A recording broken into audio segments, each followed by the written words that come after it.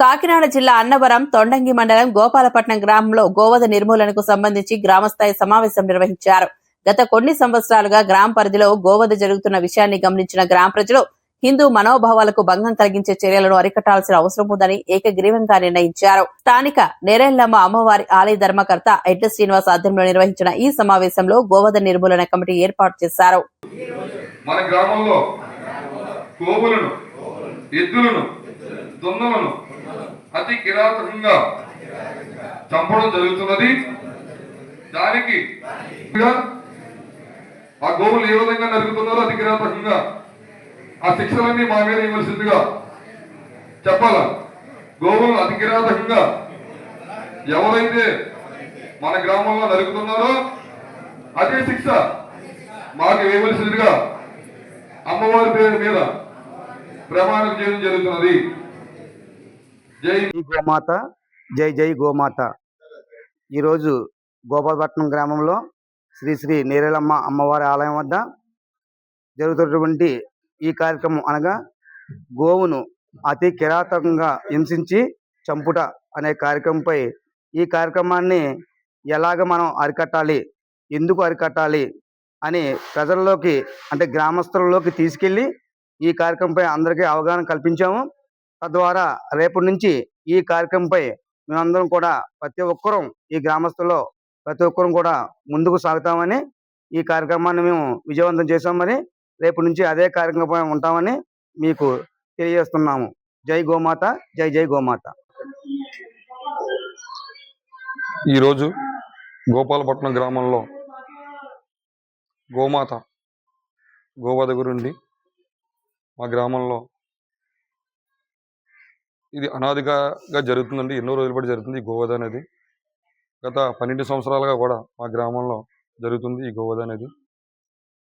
దీని మీద మా గోపాలపట్నం గ్రామ పెద్దలు, గ్రామస్తులు, యువత అందరూ కూడా మా గ్రామ దేవత నేరెలమ్మ అమ్మవారి సన్నిధానం వద్ద అందరం కూడా కూర్చొని ఈ గోవధను నుండి పూలను రక్షించాలని మా గ్రామంలో ఉన్న వారు అందరూ కూడా ఈరోజు సంకల్పించుకోవడం జరిగి ఉన్నదండి. దీనికి ముఖ్య కారణం ఏంటంటే ఇది హిందువుల యొక్క మనోభావాలకు సంబంధించిన విషయం అండి. గోమాతను మనం అందరం కూడా లక్ష్మీదేవి స్వరూపంలో మా పూర్వీకుల కాడి నుంచి కూడా గోమాతను ఆరాధించడం జరిగి ఉన్నది. అంతేకాదు గోమాతను 33 కోట్ల మంది దేవతలు నిక్షేపంగా ఉన్నారు. కాబట్టి మేమందరం కూడా ఒక హిందూ, హైందవ, సనాతన ధర్మ ఎద్దులను కూడా వేయడం జరుగుతుందండి. దున్నలను కూడా అలా అతి కిరాతంగా చంపడం జరుగుతుందండి.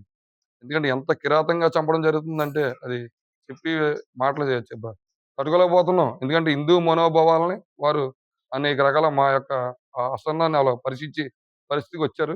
వాళ్ళందరికీ కూడా అవగాహన కలిగించి హిందూ ధర్మంలో భాగంగా ఎవరైతే గోవధను వేస్తున్నారో వాళ్ళని అవగాహన కలిగించి వారిని ఇలాంటి కార్యక్రమాలు భవిష్యత్తులో జరగకుండా చేయకుండా మేమందరం కూడా అమ్మవారి సన్నిధానంలో కూడా అందరం కూడా ప్రతిజ్ఞ చేయడం జరిగి ఉన్నదండి. రేపటి నుంచి ఎలాంటి కార్యక్రమాలు భవిష్యత్తులో జరగకుండా చూసుకుంటామని మా గ్రామ పెద్దలు, అలాగే రాజకీయ నాయకులు, రాజకీయ అతీతంగా కూడా అందరూ కూడా సంకల్పించుకోవడం జరిగి ఉన్నది.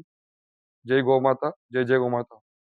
ధర్మో రక్షితి రక్షితః, గోమాత రక్షితి రక్షితః, సర్వజన సుఖినో భవంతు. కార్యక్రమాలు అయితే చేయాలి. ముందుగా ఎప్పటి నుంచో గోవధ గోవధ గోవధ అని చెప్పేసి మన ఊర్లో కూడా నాకు తెలీదు ఈ గోవధ కార్యక్రమం జరుగుతుందని చెప్పేసి నేను వాట్సాప్ గ్రూప్ లో చూడటం జరిగింది. ముందుగా గోవును కాపాడాలి.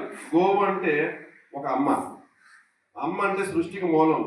శ్రీకృష్ణుడికి ఎంతగానో ప్రేమించే అమ్మ గోమాత.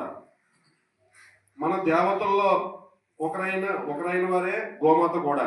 అలాంటి గోమాతకు ఈవేళ రక్షణ కొలువై గోవధ చేస్తున్నారు. దీన్ని పూర్తిగా అరికట్టాలి. గోవధ చేసేవాళ్ళు శిక్షార్హులు. దానిని మనమందరం ఖండించాలి.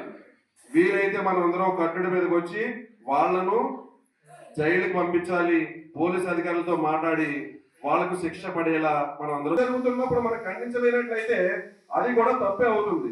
మన కర్మంలో భాగమే అవుతుంది. అది కూడా యద్భావం తద్భవతి. మనం ఏదైతే చేస్తామో అదే మనకు తిరిగి వస్తుంది. మంచి చేస్తే మంచి జరుగుతుంది, చెడు చేస్తే చెడే జరుగుతుంది. మనం ఏదైతే చేస్తామో అదే తిరిగి వస్తుంది. మనం ఊరు బాగుండాలంటే మనం బాగుండాలి, మన నడవడిక బాగుండాలి, మనందరూ కూడా ధర్మబాటనే నిలబడాలి. నేను గోపాలపట్నం గ్రామాన్ని ఎప్పుడో కూడా ఆదర్శ గ్రామంగా తీర్చిదిద్దామని ఎన్నో విధాలుగా అప్పట్లోనే ప్రయత్నాలు చేశాను.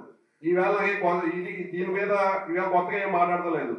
కానీ నా ఆర్థిక పరిస్థితుల వలన నేను చేయలేకపోయాను. అప్పట్లో ఎప్పటికైనా మించిపోయింది లేదు. మన ఊరు ఆదర్శ గ్రామంగా తీర్చిదిద్దాలని ఆశయంతో అందరూ కలిసిమెలిసి పోరాడితే మన ధర్మాన్ని అలాగే ఆదర్శ గోపాలపట్నాన్ని మనం నిలబెట్టుకోవచ్చని అభిప్రాయం నాకు ఎప్పటి నుంచో కలుగుతుంది. అలాగే అందరూ కూడా సహకరిస్తున్నారు. మీకు సహకరిస్తున్న మీ అందరూ కూడా నా ధన్యవాదములు.